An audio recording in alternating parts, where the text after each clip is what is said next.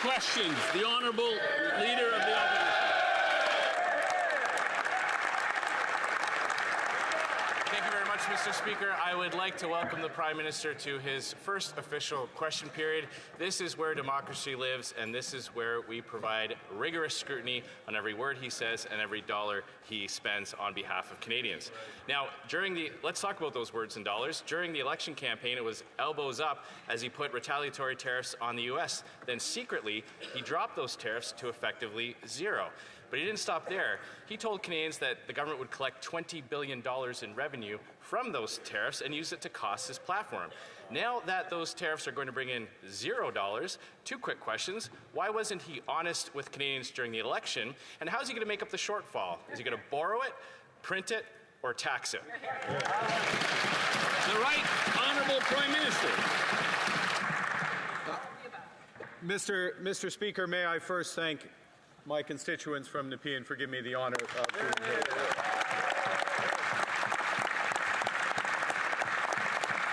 And could you also indulge me to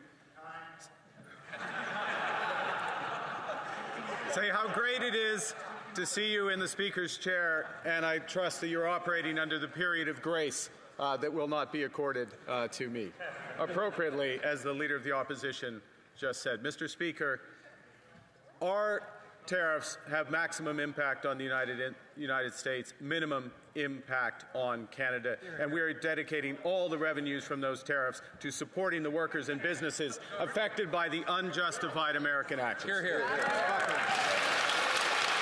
The Honourable Leader of the Opposition.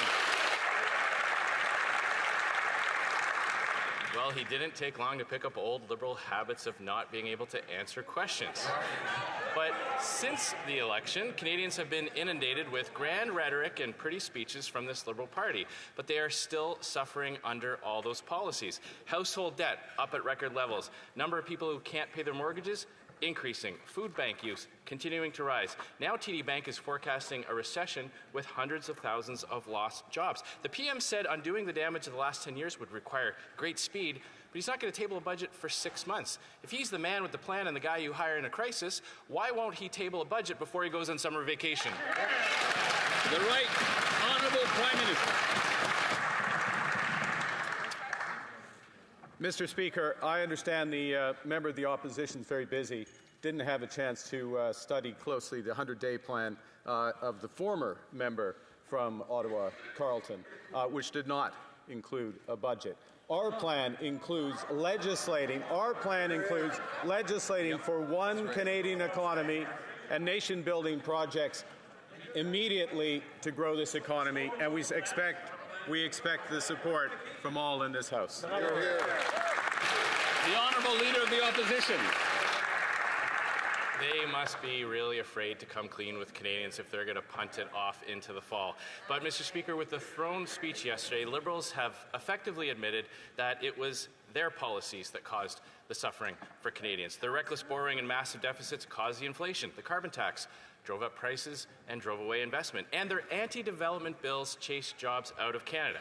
Now, the Prime Minister is claiming that somehow the Liberals have changed. Well, he has a chance to prove it to Canadians. If he's serious, will he tell Canadians that pipelines are part of his values by repealing Bill C-69, the No More Pipelines bill?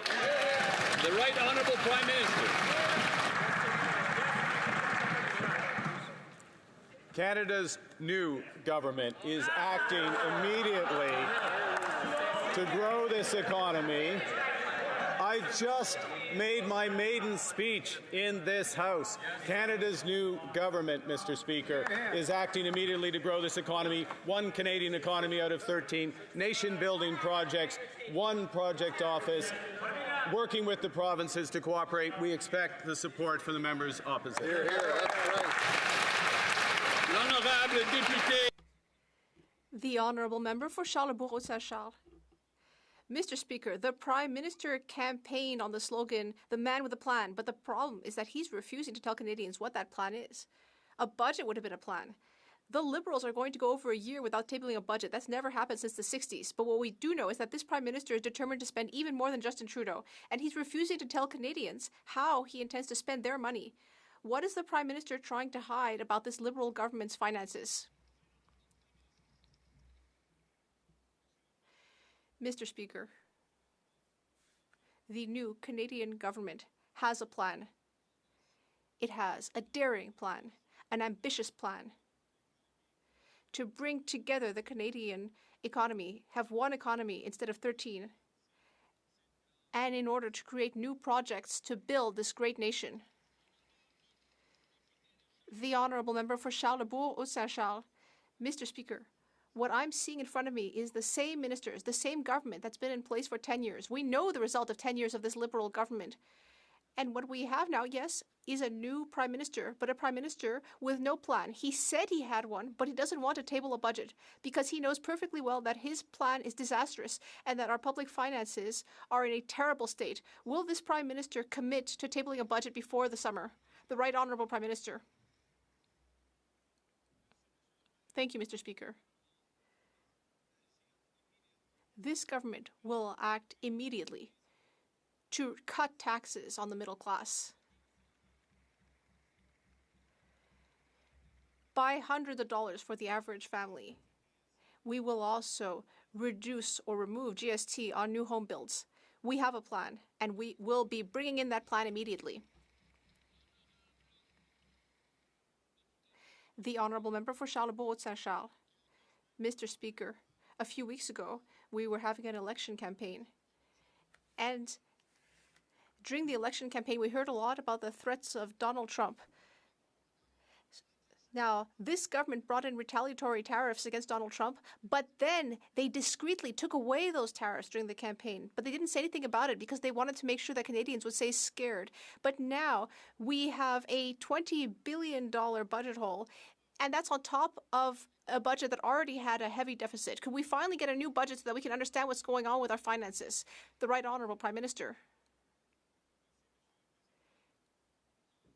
Thank you, Mr. Speaker. The member across the way must have been referring to the Conservative platform when he talked about the $20 billion deficit. Well, that's all right. Well, Mr. Speaker, we have counter tariffs against the Americans, and they will have maximum impact on the United States while having minimum impact in Canada. The Honourable Member for Belleuil-Chambly. Mr. Speaker, the topic that set off this election campaign